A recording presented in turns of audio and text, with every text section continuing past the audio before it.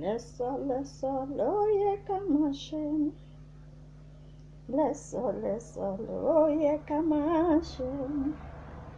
Ká hùwà pẹ̀lẹ́, ká hùwà pẹ̀lẹ́ o. Ká má ṣe lẹ́sọ̀ nítorí ọ̀la. Lẹ́sọ̀lẹ́sọ̀ yẹ́yẹ́ ló yẹ ká máa ṣe o. Lẹ́sọ̀lẹ́sọ̀ ló yẹ ká máa ṣe. Ká hùwà pẹ̀lẹ́, ká hùwà pẹ̀lẹ́, ká má ṣe lẹ́sọ̀ nítorí ọ̀la. Àní lẹ́sọ̀lẹ́sọ̀ yẹ́yẹ́ ló yẹ ká máa ṣe o. Lẹ́sọ̀lẹ́sọ̀ ló yẹ ká máa ṣe. Ká hùwà pẹ̀lẹ́, ká hùwà pẹ̀lẹ́ o. Ká ṣe lẹ́sọ̀ nítorí ọ̀la. Ẹ káàsán o, ẹ kú kàlẹ̀ kíbi tẹ́ bá wà o, mo kí yín o. Ṣàlàáfíà ni mo bá gbogbo yín, family, friends and everybody. Hope everybody is you are feeling good and fine. May the Lord Almighty protect us all and be with us in Jesus' name. Mo fògo fọ́lọ́run bàbá, mo fi ìyìn fọ́lọ́run ọmọ, mo gbé Olúwa Ọlọ́run alààyè ga nítorí tí ó ṣeun, nítorí tí ó ṣeun, nítorí tí ó ṣeun, nítorí tí àánú rẹ̀ dúró títí láéláé. Àpáta ayérayé, ọba tó wà káyé tó wà, ọba tó máa wà táyé ò bá ní sí mọ́, ìjìnlẹ̀ ìfẹ́ àrí ìró àlá, gbìngbìlẹ̀kẹ̀ àwo má ṣe gbé, alágbára tó ju alágbára ayé lọ, tó ju gbogbo alágbára lọ, ìmọ́lẹ̀ tó ń gbénú ìmọ́lẹ̀, ẹ̀mí àwọn ènìyàn, ẹ̀mí àwọn wòlíì, arabaribítí arìbìrábátá, ẹlẹ́rù ni ìyìn olórí àwọn áńgẹ́lì, immortal God, invisible God, Elohim El Shaddai. Mo ṣèbà, mo ṣèbà, mo ṣèbà, mo yan Ọlọ́run lógo. Ẹ̀yin èèyàn mi, mo tún wálé ní nǹkan tí mo ṣe rí lè wálé ni pé actually gbogbo ìgbà náà la máa wá, la máa bára wa láyọ̀ àtàlàfíà lórúkọ Jésù. I hope you are all keeping yourself safe. Ọlọ́run náà safe gbogbo wa bí oníṣẹ́lẹ̀ sísàkánì ẹnikẹ́ni. The Lord of Protector will protect all of us. The Lord of Protection. The Lord of Protection will protect all of us. No evil shall befall us. No sickness shall befall us and come into our vicinity in Jesus' name. And actually, ẹ̀yin èèyàn mi, ṣe rí nǹkan mi a máa ń ṣe tí ò yẹ ká máa ṣe. Ọ̀rọ̀ yìí kò ń ṣe ó bèmí náà wí, wọ́n ní téèyàn bá ń sọ̀rọ̀ ńgbà mí bí preacher ni tó bá ń preach, tó bá jẹ́ the preacher is really inspired, tó jẹ́ pé láti ọ̀run ló ti ń gba message yẹn, really inspired preacher. Nǹkan tó bá ń sọ lórí pulpit a máa bára ẹ̀ sọ̀rọ̀, message yẹn a máa jẹ́ tiẹ̀, á dẹ̀ máa jẹ́ ti congregation tó bá ń sọ̀rọ̀ fún, tó bá jẹ́ really inspired preacher. Ṣe mọ̀ gift oníkálùkù ọ̀tọ̀ọ̀tọ̀, tí ò ń ṣe pé ọkọ̀ ní kó wá preach, ó dẹ̀ bọ̀ sórí kìíní pulpit, ó dẹ̀ bẹ̀rẹ̀ sí ní preach. But tó bá jẹ́ pé ẹni tó jẹ́ pé ṣe mọ̀ professional doctor wà, àwọn quack doctor wà. Nǹkan tí mo mean ni pé professional preacher tó bá ń preach, inspiration tó bá fi ń preach yẹn is from divine, from heavenly above.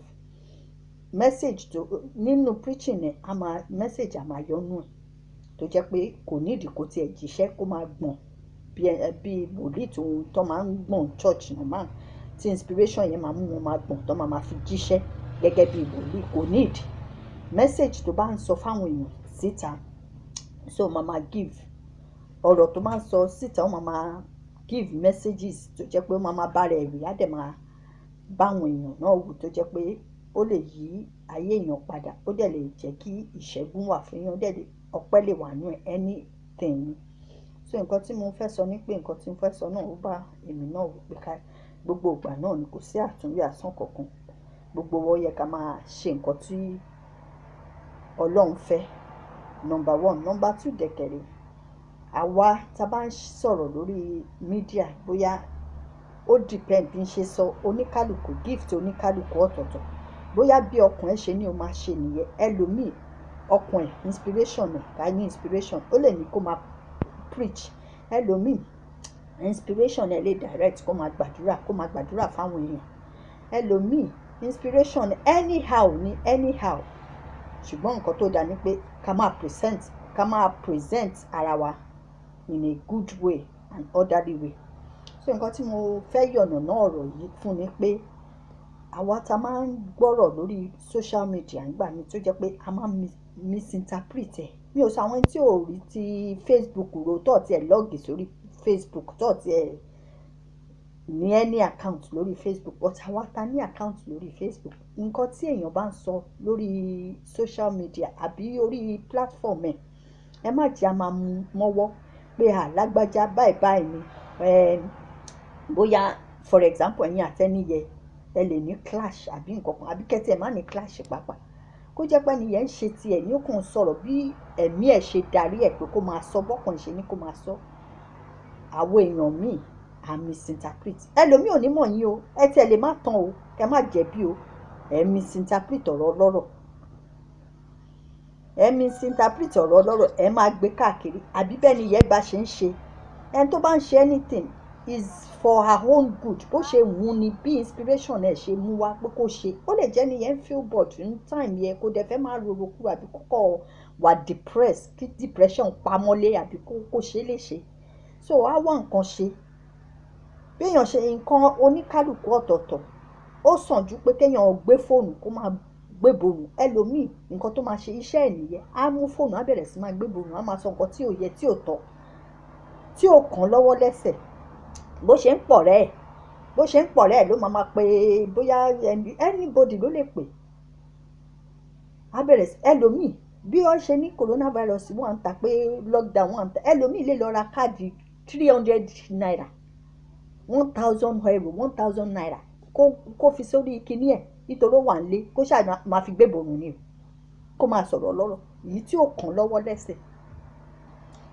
Ẹlòmíì fóònù kankan ló ní o, bó ṣe ń mú fóònù kan tí kan tó ń sọ̀rọ̀ lórí fóònù kan tó ń gbé kan sílẹ̀ ló máa tún mú mi ló máa tún máa bá ẹlòmíì sọ̀rọ̀ bí ìyẹn náà tún ṣe ń drop iṣẹ́ mọ̀.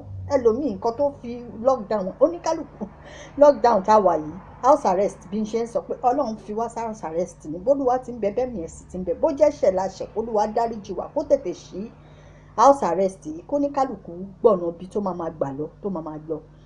So nǹkan tí mo fẹ́ sọ ni pé ẹ jẹ́ aṣọ́ra, ẹ má jẹ́ máa mú ọ̀rọ̀ bí ẹlòmíì sìn ó lè jẹ́ nǹkan tó tọkùn ẹ̀ ní kó máa ṣe kó máa sọ̀rọ̀ bí èmi náà ṣe ń ro Johnson tí n ṣe ń sọ̀rọ̀ ó depend ìgbà míì táwọn èèyàn bá fi nǹkan ṣọwọ́ sí mi BBC ìgbà míì mo lè rí nǹkan kí n wò pé òkè mo lè rí nǹkan mú jáde níbẹ̀ kí n sọ bóyá fíìmù ni mi wò movie máa mú jáde máa sọ fáwọn èèyàn pé nǹkan tó ń ṣe rèé o tó kọ́ wa lọ́gbọ́n ẹ má jẹ́ àṣegbẹ́ má jẹ́ àṣàwò gbogbo nǹkan bẹ́ẹ̀ yẹ lóríṣiríṣiríṣiríṣi díẹ̀díẹ̀ nǹkan tí ọkàn èèyàn bá ní kéèyàn ṣe lèèyàn máa ṣe. Ẹlòmíì ó lè jẹ́ pé inspiration ọkàn ẹ̀ ní òkè o gbé ohun kìíní lórí Facebook kó máa preach fáwọn èèyàn ó yá o lórí Facebook máa gbàdúrà. Mo ti rẹ́ni tó jẹ́ pé àìmọye ẹlòmíì irun lásán ló ń ṣe tó ń kọ́ wọn bó ṣe ń ṣerun sórí ara tiẹ̀ kò ń ṣe sórí ara ẹlòmíì o ẹlòmíì ojú ló ń ṣe ẹlòmíì èékánná ó dẹ̀ máa rí followers lóríṣiríṣi tó máa login sí page ẹ̀ bẹ́ẹ̀. So ìfẹ́ náà ni gbogbo nǹkan ìfẹ́ ẹ jẹ́ a fẹ́ràn ara wa ìfẹ́ lọ́lọ́run fẹ́. Tẹ́lẹ̀ èèyàn bá fẹ́ràn ara ẹ̀ ń sìn kò nídìí pé ká máa ṣọ́ra wa pé lágbájá ń bú mi lórí Facebook lágbájá ń ṣe ìwọ ṣe tiẹ̀ ẹni tó ń ṣe tiẹ̀ náà kó máa ṣe ẹni tó bá dẹ̀ ń bú anybody ẹ má dá sí kò sí ìtókun anybody pẹ̀lú yẹn ẹnu oníkálùkù èèyàn lẹ́nu láti fi sọ̀rọ̀ ẹ̀ ní lórí page ẹ̀ kì í pohùn mọ́ agogo lẹ́nu nǹkan tó bá wù wọ́ ni o ṣe nǹkan tó bá wù ẹni tí bí a ṣe nǹkan tó ṣáà dájú ní pé ká wà decent kò ń ṣe pé àwọn ẹlòmíì náà ṣe tó jẹ́ pé wọ́n máa ṣíra wọn sílẹ̀ lórí Facebook àwọn obìnrin míì tó máa gbára wọn lẹ̀ gbogbo nǹkan tó mú àwọn yẹn nìyẹn ẹ̀dì kí wọn nìyẹn àwọn lọ́mọ. So bó ṣe wù wọ́n nìyẹn tó bá dakọ́ máa ṣe lọ bí òdẹ̀ dakọ́ stop ẹ̀ ìyẹn náà normal èwo ni decent woman kó máa ṣíwòwò ara ẹ̀ lẹ̀ sórí social media but that's a headache bí n ṣe sọ bó ṣe wù ú nìyẹn, that's our own choice. Nǹkan bóyá ó fi ń polówó ara ẹ̀ ni. Ọkùnrin tó wá bá wò pé òkè lè ti ṣí gbogbo ara ẹ̀ fún gbogbo ọkùnrin ò tí gbogbo èèyàn ti rí lórí social media, tó bá wọn á fẹ́ bó dàrún kò ní tẹ̀lé, kò ní tiẹ̀ rí ti ẹ̀rù akọ̀wò nǹkan tó níwà kúrò ń bẹ̀. So ẹ jẹ́ àmọ́ nǹkan tá à ń ṣe ẹjọ́ nítorí Ọlọ́run, mo bẹ̀ wá ní gbogbo àtẹ̀mí pàápàá. Ẹni tó bá máa wo péjì èèyàn pé kinní, ẹ má wò pé òkè ẹni yìí o, mo wo péjì ẹ̀ bóyá ó ń ṣépè fún mi o, bóyá ó ń kọrin o, bóyá ó ń jó ni o, bóyá ó ń ṣe gbá o, bóyá ó jókòó ni o. Ẹ má tiẹ̀ wo nǹkan, ọ̀rọ̀ tó jáde lẹ́nu ẹ̀ ní kẹ́ mú dání, tọ́rọ̀ yẹn bá make sense. Tí ò bá dẹ̀ make sense, ẹ kò gbọ́ nǹkan tó ní sọ kẹ̀dẹ̀ kúrò ń bẹ̀, lóhun gẹ́gẹ́ kí ló wà ń bẹ̀. Ṣàdúrà ń ṣàmì lọ́rọ̀ church. Ẹ kúrò ń bẹ̀, kẹ́ fi ẹni yẹn lẹ̀ pẹ̀lú bó ṣe mọ tiẹ̀ ṣe nìyẹn. Nǹkan kí nǹkan tó ní kálukú bá mọ̀ ṣe. Ẹlòmíì kò ń ṣe pé bóyá ó fẹ́ ṣe pé kó fi ṣe anything àbí kó fi attract èèyàn. Ẹlòmíì bí ṣe sọ bóyá this time ó wà depressed o kò fẹ́ depression fara ẹ̀, kò fẹ́ kó ronú, kò fẹ́ anything. Ló ṣe ń gbé nǹkan síta pé òkè jẹ́ ǹtí ẹ̀ sọ̀rọ̀ kan síta lọ́jọ́ lẹ́ni o kí yẹ kúrò lọ́kùn mi. So nǹkan tí ń fẹ́ sọ nìyẹn o.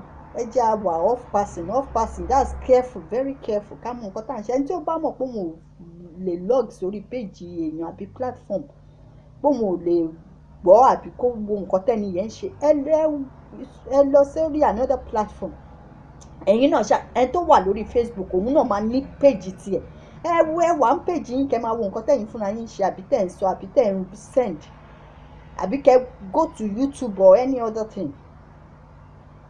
So nǹkan tí n fẹ́ sọ nìyẹn. Ìyí tí mo tún sọ yìí kò ṣe pé mo kàn fi sọ̀rọ̀ generally ni pé kí n tún sọ nǹkan kan jáde.